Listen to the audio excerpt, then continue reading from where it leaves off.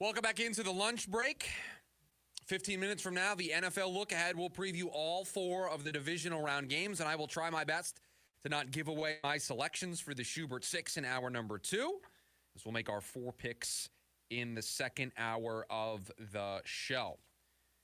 But Corbin Burns introduced as the member of the Arizona Diamondbacks this week. We spent, I believe it was yesterday's show, talking about how you should be doing cartwheels to work. You should be chomping at the bit for the baseball season to start for this team. The excitement level that I think is there because Corbin Burns is with this team, because of the moves that they have made so far, because of the investment that is being made by the front office and the ownership into this team. And I want to take that a step further here today because I know last year was a disappointment. Coming off of a World Series appearance, coming off of being National League champions, the expectations couldn't have been higher.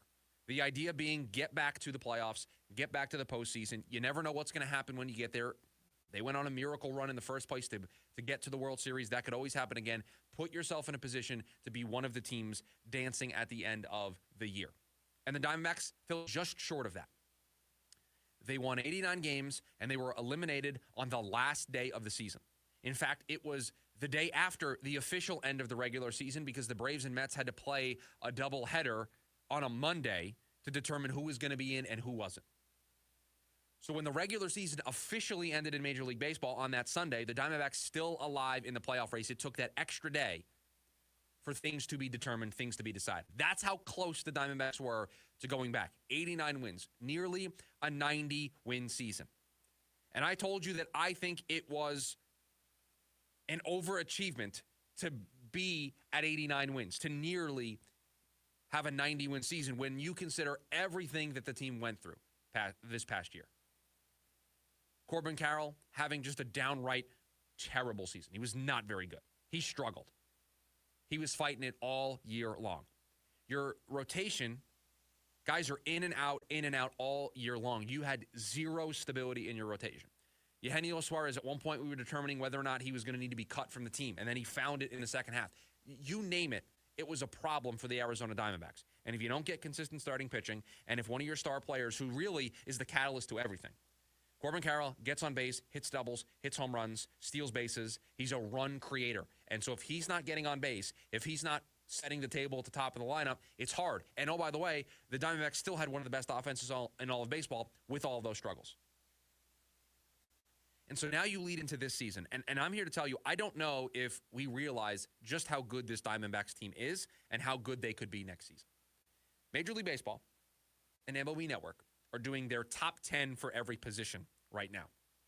And they've gone through, not all of them, but they've gone through a couple of them. Starting pitchers, relievers, second baseman, third baseman, catcher, center fielders. They're going through a bunch of them. And I don't know if you've been paying attention to this, but I wrote down so far where the Diamondbacks have been on a couple of these positions. They have a top 10 starting pitcher in Corbin Burns, who's 6th overall. 6th best starting pitcher for this season, according to MLB Network. And there's a fan vote, and there's some analysts who vote, and it all gets put together into these rankings. Corbin Burns, 6th overall, top 10 starter. They also have a top 10 second baseman, Ketel Marte, who is the number 1 second baseman in all of baseball, according to MLB Network. They have a top 10 third baseman, Eugenio Suarez, 10th overall. Think about that for a second. For how bad the first half of the year was, Eugenio Suarez is still a top 10 third baseman in all of baseball. And they also have a top 10 catcher in Gabby Moreno, 7th overall. So going into the season, you are top 10, not just in the National League, but in all of baseball. You have a top 10 catcher. You have a top 10 second baseman. You have a top 10 third baseman. So your offense, a top 10 catcher, a top 10 second baseman, a top 10 third baseman, a center fielder who we know what his statistics can look like when everything is right. So obviously not represented well right now because of the struggles that he had, but you know he could be a top 10 center fielder, and he has been a top 10 center fielder in the past. You have Josh Naylor, who is, I think, underrated. I think this fan base, you guys are going to love him by the time the season begins. This guy, 30 home run power. He plays with some swag. Go look at when he was with the Guardians and the antics that he had against the Yankees in the playoffs a few years ago. This is going to be, I think, a cult hero, a fan favorite very, very quickly. And I know the loss of Christian Walker stings, but I think Josh Naylor is going to bring some swag and also bring some power. So you're not terrible there. Shortstop, left field, right field, DH. Some of the other positions where they're not at least top 10 right now, but we'll see when these lists come out. The Diamondbacks have a really good offense. They have one of the best rotations in all of baseball. Corbin Burns, a top 10 pitcher in all of baseball. Zach Allen, probably not that far behind. Merrill Kelly, underrated, not talked about enough.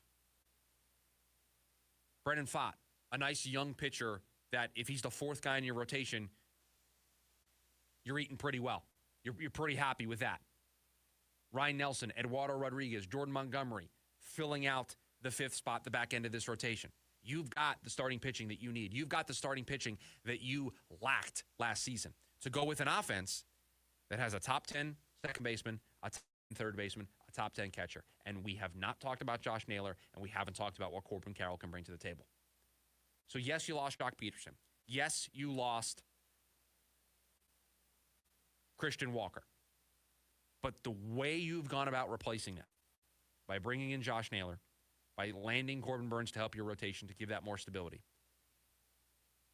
Again, they won 89 games with a roster that isn't as good as this year's roster, that isn't as healthy as this year's roster. And so if they won 89 games a year ago, if last year, with Zach Allen missing time, with Merrill Kelly missing nearly half the season, Eduardo Rodriguez not starting the year with the team, and it taking months upon months for him to return to the rotation.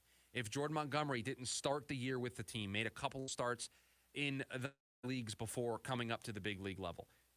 Think of everything that happened last year to that rotation. You've gotten healthier. You've gotten better with the addition of Corbin Burns. And so if you're able to have a similar offense to the offense that you had a year ago, and you're able to have the health luck go your way this year, why is 92 to 96 wins not on the table for this team? You have a little worry about the bullpen, but give it time. There's still the whole rest of the offseason, and I think there's a move coming. And oh, by the way, they did the top 10 relief pitchers, and Kirby Yates was one of the top 10 relief pitchers, and Kirby Yates has been somewhat linked to the Arizona Diamondbacks. There was a story in The Athletic that predicted where the rest of the free agents that were still out there were going to sign, and Kirby Yates was linked to the Diamondbacks in that story. So they could potentially add a top 10 reliever to one of the best young relievers in the game in Justin Martinez. And, oh, yeah, A.J. Puck, who was fantastic since coming over from the Miami Marlins in the trade last year. So then you have a 7th, 8th, and 9. And truly, any one of those three guys could be in any inning, any role, and you would feel pretty comfortable. You wouldn't be on the edge of your seat biting your nails waiting for those 9 outs. You'd feel really good about whoever's in that spot. So you might add all these top 10s that we're talking about. You might also add a top 10 reliever here at some point, because Tanner Scott's on that list, who's a free agent. Kirby Yates is a free agent. The Diamondbacks are going to be swimming in those waters here at some point. So there's a chance that you're also going to add a top 10 reliever. So I know the Dodgers are the big bad Dodgers. And I know they have Freddie Freeman, and I know they have Shohei Ohtani, and I know they have Mookie Betts, and I know what their rotation looks like, and I know it's probably going to add Roki Sasaki, and I know what the Padres are all about, and I know the Giants are spending this offseason. I get all of that. Diamondbacks won 89 games last year with a roster that isn't as good as this year's roster.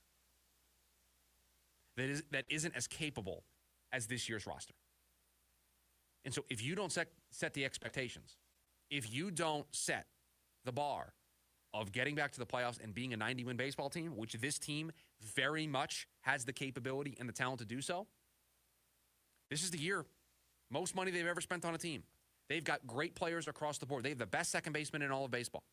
They have a top 10 starting pitcher. I think they have 2 top 10 starting pitchers. If I was making this list, Corbin Burns and Zach Allen, those would be 2 of my 10.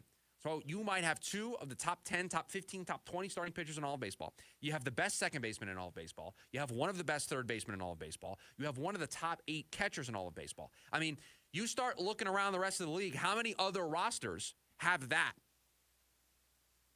Now, unfortunately, you're in a division that has a team or 2 that might have that, but you are up there. You are one of the top 10 teams in baseball going into this season. If we were power ranking the top 10 teams in Major League Baseball going into next year, the Diamondbacks are on that list. Look around the National League. The Dodgers, I think we can be fair here and say they are objectively better than the Arizona Diamondbacks. Are the Padres objectively better than the Arizona Diamondbacks? Are the Giants objectively better right now than the Arizona Diamondbacks? I don't think so. I would take the Diamondbacks over both of those teams. Are the Diamondbacks objectively worse than any team in the National League Central? The Brewers, the Cardinals, the Cubs, and I know the Cubs have been making moves. And I know the Reds are trying. They've got a nice young core. They've got some nice players. It's going to be a fun division. Pittsburgh, a team on the rise, right? Paul Skeens. Big story. Nice young rotation they have there. I get all of that. I take the Diamondbacks over any one of those teams in the National League Central. Why? Because I've seen them beat this Brewers team. They've done it in the postseason in the past. So the Dodgers are the only team I'm putting in front of you. You want to go to the National League East?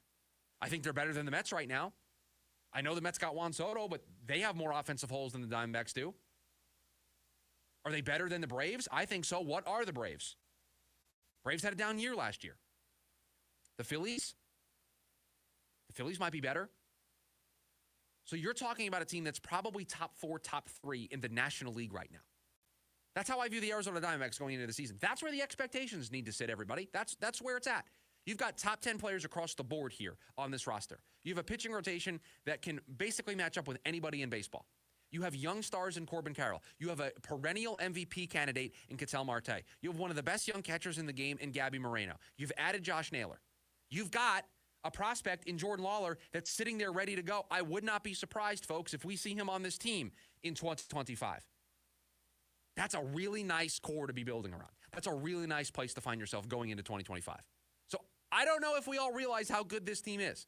I don't know if people understand what this team can accomplish this year because of how last year ended. And because last year, in the grand scheme of things, a disappointment coming off of a World Series appearance.